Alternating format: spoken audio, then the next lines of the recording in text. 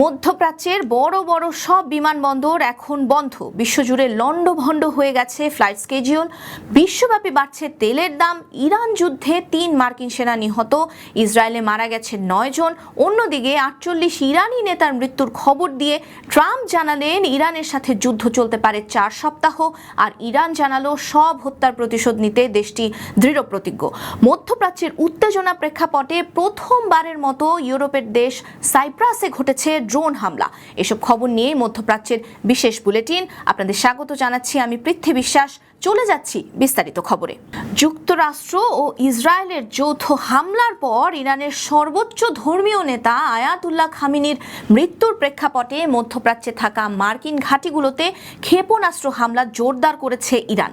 সংযুক্ত আরব আমিরাত, কাতার, Iraq, Kuwait, বাহরাইনে যুদ্ধের দ্বিতীয় দিনেও দেশগুলোর আকাশে ক্ষেপণাস্ত্র, ড্রোনের আঘাত, একই সাথে নিয়মিত বিরতিতে সাইরেনের শব্দ পাওয়া গেছে। যুদ্ধ পরিস্থিতি আরও বিপজ্জনক দিকে মোড় নিতে থাকায় মধ্যপ্রাচ্যের প্রায় সবগুলো দেশে বিমানবন্দর বন্ধ রয়েছে। ইরান আগে থেকে নিজেদের আকাশ সীমা বন্ধ করে দিয়েছে, বন্ধ ইসরায়েলের আকাশ সীমাও। বার্তা সংস্থা রয়টার্স জানিয়েছে সংযুক্ত আরব আমিরাত, বাহরাইন, ইরাক, কুয়েত এবং কাতারও তাদের আকাশ সীমা বন্ধ রাখার সিদ্ধান্ত নিয়েছে। উঠছে না বিমান, বিমানবন্দরে আটকা পড়ে আছেন লাখ লাখ বিমানযাত্রী।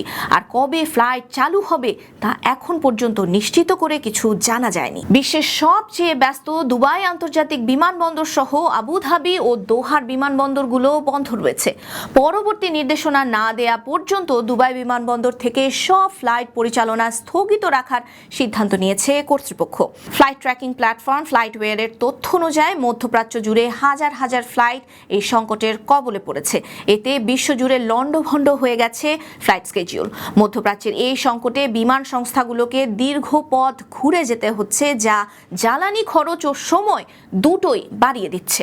ইরানে যুক্তরাষ্ট্র ইসরায়েল হামলার পরে মধ্যপ্রাচ্যে উত্তেজনা বেড়ে যাওয়ায় বৈশ্বিক বাজারে তেলের দাম হঠাৎ করে বাড়তে শুরু করেছে।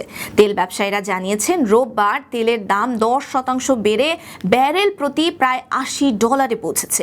বিশেষজ্ঞদের আশঙ্কা সংঘাত দ্রুত বন্ধ না হলে জ্বালানি তেল $100 পৌঁছাতে পারে।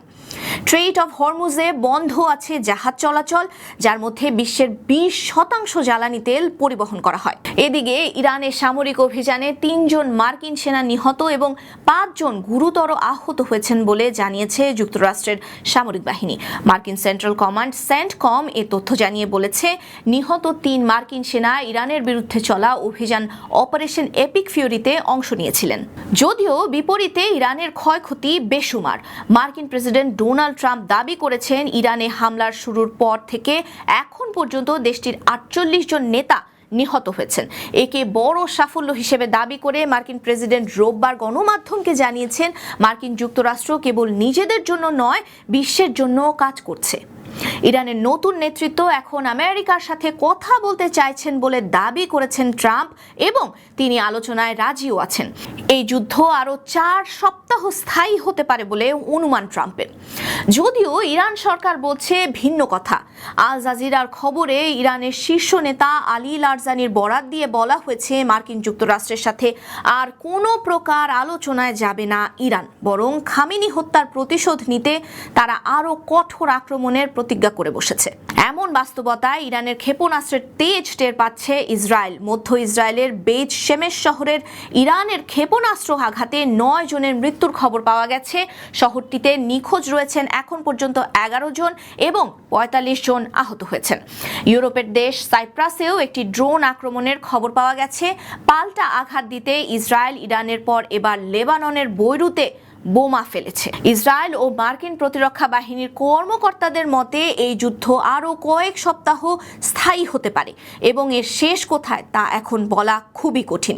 তবে খামেনির মৃত্যু মানেই যে ইরান দ্রুত আত্মসমর্পণ করবে এমন কোনো লক্ষণ এখন পর্যন্ত দেখা যাচ্ছে না। এই ছিল এখনকার মধ্যপ্রাচ্যের বিশেষ বুলেটিন।